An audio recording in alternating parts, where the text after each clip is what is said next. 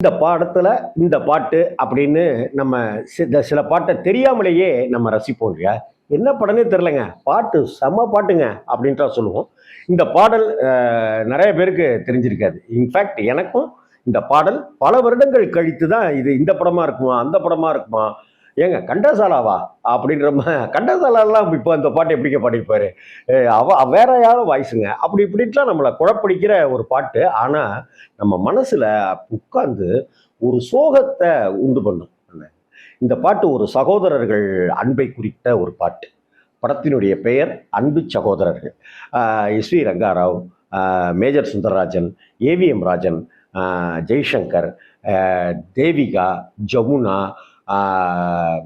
மனோரமா, அப்புறம் Venniradai Nirmala, Prameela, V K Ramasamy, V S Raghavan அப்படின்னு படம். இந்த இசை வந்து கே வி மகாதேவன்.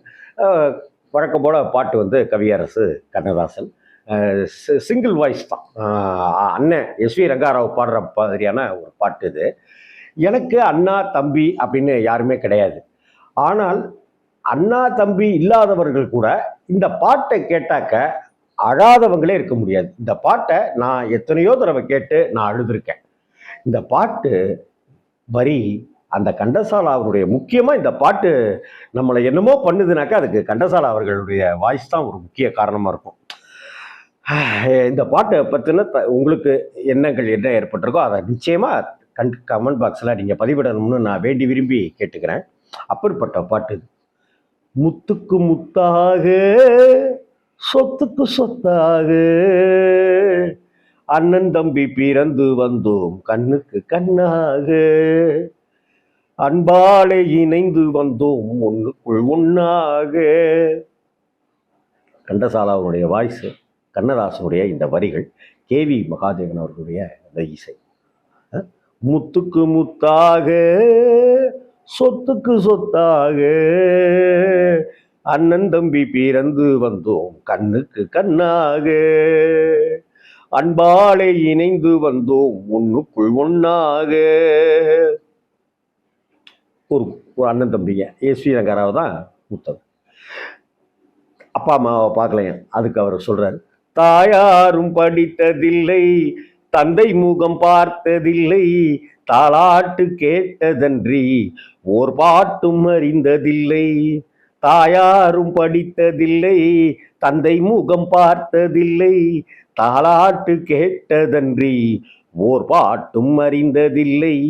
தானாக படித்து வந்தான் தங்கமென வளர்ந்த தம்பி, தானாக படித்து வந்தான் தங்கமென வளர்ந்த தம்பி, தள்ளாத வயதினில் நான் வாழுகிறேன் அவனை நம்பி முத்துக்கு முத்தாக. இதான் கான்செப்ட் இல்லையா? இன்னைக்கு அதெல்லாம் தொலைச்சிட்டு நிற்கிறோம். தானாக படித்து வந்தான் தங்கமென வளர்ந்த தம்பி. நான் அவனை படிக்க வச்சேன் ஆளாக்கினேன்னு சொல்லலை. தானாக படித்து வந்தான் தங்கமென வளர்ந்த தம்பி, தள்ளாத வயதினில் நான் வாழுகிறேன் அவனை நம்பி.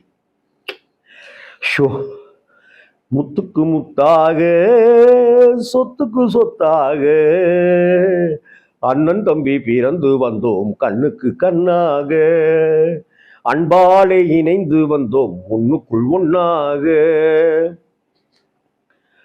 அண்ணன் சொல்லும் வார்த்தையெல்லாம் வேதம் எனும் தம்பி உள்ளம், அண்ணன் சொல்லும் வார்த்தையெல்லாம் வேதம் எனும் தம்பி உள்ளம், அன்னையென வந்த உள்ளம் தெய்வமென காவல் கொள்ளும், அன்னையென வந்த உள்ளம் தெய்வமென காவல் கொள்ளும். சின்ன தம்பி கடைசி தம்பி செல்லமாய் வளர்ந்த பிள்ளை. கடைசி பையன் கடைசி தம்பி, அவன் ஒரு பையன் ஸ்தானத்துல பார்க்க வேண்டியதா இருக்கும் இல்லையா? சின்ன தம்பி கடைசி தம்பி செல்லமாய் வளர்ந்த பிள்ளை, ஒன்றுபட்ட இதயத்திலே ஒரு நாளும் பிரிவு இல்லை, முத்துக்கு முத்தாக சொத்துக்கு சொத்தாக அண்ணன் தம்பி பிறந்து வந்தோம் கண்ணுக்கு கண்ணாக அன்பாலே இணைந்து வந்தோம் ஒன்றுக்குள் ஒன்னாக. அடுத்த வரியில பாருங்க கண்ணதாசன், ராஜாக்கள் மாளிகையும் காணாத இன்பமடா. ராஜாக்கள் மாளிகையில இருக்கானே அவன் கூட இந்த சந்தோஷத்தை இந்த இன்பத்தை காணல, பார்க்கல, அனுபவிக்கல. நாலு கால் மண்டபம் போல் நாங்கள் கொண்ட சொந்தமடா. அந்த 4 சகோதரர்கள். ராஜாக்கள் மாளிகையும் காணாத இன்பமடா. 4 கால் மண்டபம் போல் நாங்கள் கொண்ட சொந்தமடா. ரோஜாவின் இதழ்களைப் போல் தீராத வாசமடா. ரோஜாவின் இதழ்களைப் போல் தீராத வாசமடா. 100 ஆண்டு வாழ வைக்கும் மாறாத பாசமடா. முத்துக்கு முத்தாக சொத்துக்கு சொத்தாக அண்ணன் தம்பி பிறந்து வந்தோம் கண்ணுக்கு கண்ணாக. அன்பாலே இணைந்து வந்தோம் ஒண்ணுக்குள் ஒண்ணாக. இந்த பாட்டு திருச்சியில எங்க வீட்ல இருந்து ஒரு 6 தெரு தாண்டி ஒரு ஒரு அண்ணன் இருப்பாங்க. அந்த அண்ணன் ஒரு நாள் அங்கே வீட்டுக்கிட்ட முந்திரி தோப்பு இருக்கும். அந்த முந்திரி தோப்பில் நாங்கள்லாம் உட்காந்து விளையாடிட்டு இருக்கோம். அந்த அண்ணன் ஒரு ஓரமாக தனியாக உட்காந்துருந்தாங்க. ஒரு சாயந்தரம் ஒரு 7 7:30க்கு.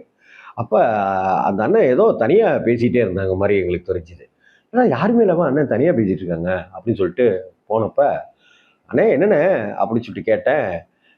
எல்லாரும் டே என்னமோ அந்த அண்ணனுக்கு ஏதோ ஆயிடுச்சுடா, பைத்தியம் ஆயிட்டார் போல இருக்கடா, அடிச்சிட போறாரான்ட்டுலாம் ஓடிட்டானுங்க. ஆனால் அந்த அண்ணன் எனக்கு ரொம்ப பிடிக்கும். அந்த அண்ணன்ட்ட போய் கேட்குறேன். அந்த அண்ணன் உட்கார்றா அப்படின்னாரு. என்னமோ எனக்கு அதெல்லாம் புரியலை. அப்போ இது மாதிரி எங்கள் அண்ணனுக்கும் எனக்கும் எங்கள் இன்னொரு அண்ணனுக்கும் சண்டையாகி பெரிய பிரச்சனையாகி பிரிஞ்சிட்டோம்.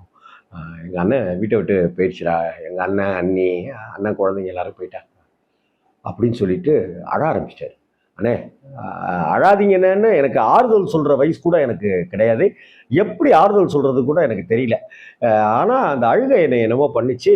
நான் அந்த அண்ணனோட கையை பிடிச்சிட்டானே, வாங்கினே வீட்டுக்கு போகலாம்னே வாங்கினே அப்படின்னும்போது, முத்துக்கு முத்தாக சொத்துக்கு சொத்தாக அப்படின்னு இந்த பாட்டை பாடினது எனக்கு இன்னும் அப்படியே ஞாபகம் இருக்கு.